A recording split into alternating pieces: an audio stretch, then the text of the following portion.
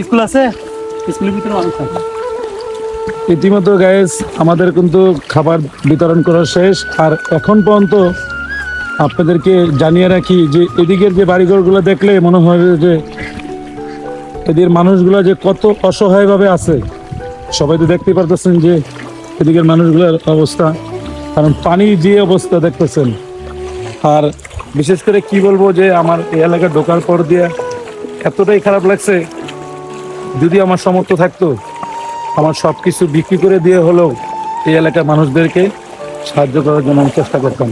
কিন্তু আমার সামর্থ্য অনুযায়ী আমি যতটুকু পারছি, আমার এই টিম মেম্বার নিয়ে কিন্তু আমি একাই কিন্তু একটা রওনা দেওয়ার চেষ্টা করছি। আর যারা ছিল তাদের কিন্তু আমার পিছন থেকে কিন্তু চলে গেছে, কিন্তু আমি লাস্ট পর্যন্ত কিন্তু আমি এই হাল ছাড়ি নাই। কারণ কেন জন্য, আমি যখন ভিডিওগুলো দেখছি, এই ভিডিওগুলো দেখার পরে কিন্তু আমার মানে মনটা আর থাকতে পারে নাই।